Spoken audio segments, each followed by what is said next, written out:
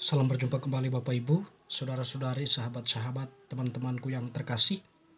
Pada kesempatan ini saya mengajak kita kembali lagi untuk mempersiapkan sedikit waktu mendengarkan sabda Tuhan yang kita ambil dari penginjil Matius bab 10 ayat 17 sampai 22. Tetapi waspadalah terhadap semua orang, karena ada yang akan menyerahkan kamu kepada majelis agama, dan mereka akan menyesah kamu di rumah ibadatnya. Dan karena aku, kamu akan digiring ke muka penguasa-penguasa dan raja-raja sebagai suatu kesaksian bagi mereka dan bagi orang-orang yang tidak mengenal Allah. Apabila mereka menyerahkan kamu, janganlah kamu khawatir akan bagaimana dan akan apa yang harus kamu katakan, karena semuanya itu akan dikaruniakan kepadamu pada saat itu juga. Karena bukan kamu yang berkata-kata, melainkan roh Bapamu, Dia yang akan berkata-kata di dalam kamu. Orang akan menyerahkan saudaranya untuk dibunuh, demikian juga seorang ayah akan anaknya, dan anak-anak akan memberontak terhadap orang tuanya dan akan membunuh mereka. Dan kamu akan dibenci semua orang oleh karena namaku. Tetapi orang yang bertahan sampai pada kesudahannya akan selamat. Demikianlah sabda Tuhan, terpujilah Kristus. Teman-teman sekalian, Bapak Ibu Saudara-saudari, dalam kalender liturgi Gereja Katolik pada bacaan ini sekaligus kita memperingati pesta Stefanus Martir. Jadi dia itu adalah seorang martir pertama dalam gereja. Tentu kemartiran dia, kemartiran yang disimbolkan dengan darah merah ya, karena dia mengorbankan dirinya demi iman, demi imannya akan Yesus Kristus. Ada begitu banyak orang yang membenci dia ketika dia mewartakan Yesus yang telah bangkit. Yesus adalah Tuhan. Ketika semua orang banyak mengikuti dan mendengarkan dia, ada kebencian dari pihak otoritas, baik penguasa pemerintahan kekaisaran pada waktu itu maupun dari tokoh-tokoh agama tertentu pada waktu itu. Teristimewa dari tokoh-tokoh agama yang ada pada waktu itu. Dia disesah atau dituduh berbagai macam hal. Lalu kemudian karena propaganda yang tidak manusiawi, kemudian Stefanus mengorbankan dirinya dengan dirajam oleh orang-orang yang membenci dia. Orang-orang berusaha untuk menghasut dia agar tidak percaya kepada Yesus, meninggalkan Yesus, tetapi dia dengan bulat hati tetap percaya teguh kepadanya bahwa Yesus itu adalah Tuhan, Allah yang menjelma menjadi manusia dan telah menyerahkan dirinya untuk keselamatan manusia.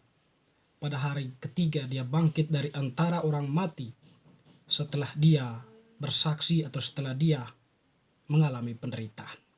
Teman-teman saudara-saudariku yang terkasih, penginjil yang telah kita dengarkan tadi menampilkan kepada kita ya suatu sikap disampaikan oleh Tuhan orang-orang atau para pengikutnya. Pengikut Yesus tentu mempunyai kategori ya, dalam arti bukan mengikuti sekedar mengikuti orang, tetapi karena sungguh-sungguh ada sebuah kenyamanan iman atau sungguh-sungguh orang itu percaya teguh kepada Yesus. Yesus tahu bahwa ketika mereka percaya kepada dia, tentu akan ada banyak orang yang membenci mereka, akan ada banyak orang yang berusaha untuk membunuh mereka, berusaha untuk mengaburkan iman mereka. Tetapi setiap orang, bagi Yesus ya, dia mengatakan setiap orang yang bertahan, meskipun dalam situasi seperti itu, dia akan memperoleh hidup yang kekal atau dia akan mendapatkan suatu nilai yang lebih tinggi dari itu. Teman-teman saudara-saudariku yang terkasih, mengantisipasi tentang hal itu, Yesus mengingatkan kita untuk waspada terhadap semua orang.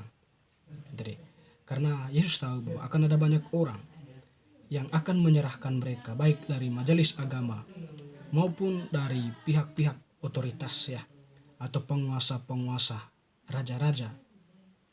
Tapi bagi Yesus itu adalah konsekuensi dari orang-orang yang mengikuti dia. Meskipun dia menyampaikan kewaspadaan ini, tapi memang hal itu terjadi. Sehingga kemudian Yesus memberikan peneguhan, ketika kamu bersaksi, ketika kamu ditangkap, dibenci, diadili, saat itu kamu sedang bersaksi ya bahwa Yesus yang telah bangkit itu adalah Allah, sekaligus memberikan kesaksian kepada orang-orang yang tidak mengenal Allah bahwa Yesus itu adalah sesungguhnya Allah yang menjelma menjadi manusia di dalam rahim Maria. Teman-teman, saudara-saudariku yang terkasih, Yesus pernah mengatakan di suatu kesempatan, biji gandum yang dilemparkan ke beberapa jenis tanah. Ada tanah yang baik, tanah yang kurang baik, tanah yang tidak baik. Tentu jenis-jenis tanah ini simbol manusia, di mana ketika Tuhan atau sabda itu diwartakan, manusia menanggapinya dengan berbagai bentuk tanggapan. Ada yang menerimanya tetapi tidak bertahan, bubar. Ada yang menerima dan sempat bertumbuh, sempat mengalami suatu kejayaan imannya, tetapi karena ada tantangan lalu buyar. Tetapi pada akhirnya ada tanah yang subur, menerima firman, menghayatinya dan melakukannya serta mampu mempertahankannya.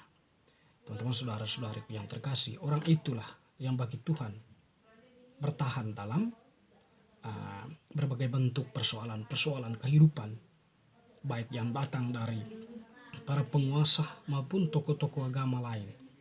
Dia berusaha menghasut atau memberikan menilai keburukan terhadap imannya. Tapi bagi Tuhan, setiap orang yang bertahan tetap mewartakan kebenaran imannya, dia akan memperoleh hidup.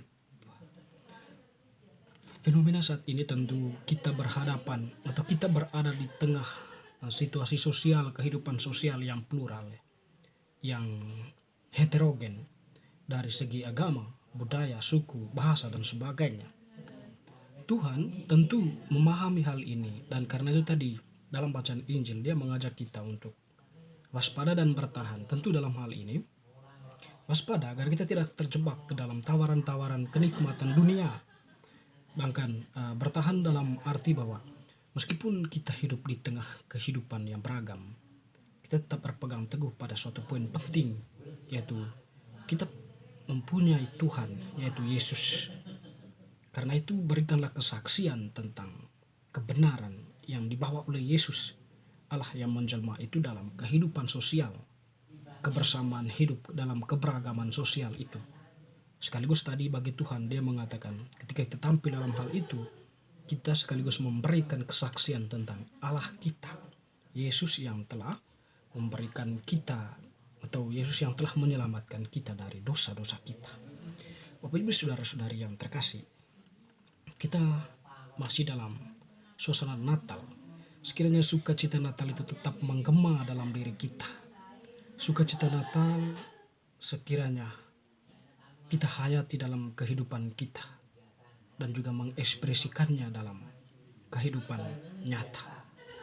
Natal selalu dipahami dalam Yesus yang lahir dalam diri kita masing-masing. Karena itu Yesus yang telah lahir dalam diri kita, setidaknya dia bertumbuh dan berkembang menguasai diri kita, dan kita membiarkan dia menggerakkan diri kita untuk bertindak di dalam kehendaknya. Tentu dalam hal ini kesadaran iman itu sangat penting, seperti Stefanus. Yesus itu adalah Tuhan kita yang menyelamatkan kita dari dosa. Kita pun dikuatkan atau diajak oleh Stefanus untuk bertahan dalam iman ketika kita berhadapan dengan fenomena-fenomena sosial yang mungkin menantang kehidupan kita. dengan itu makna Natal itu bagi kita sungguh-sungguh berarti. Semoga bacaan hari ini semakin meneguhkan iman kita. Amin.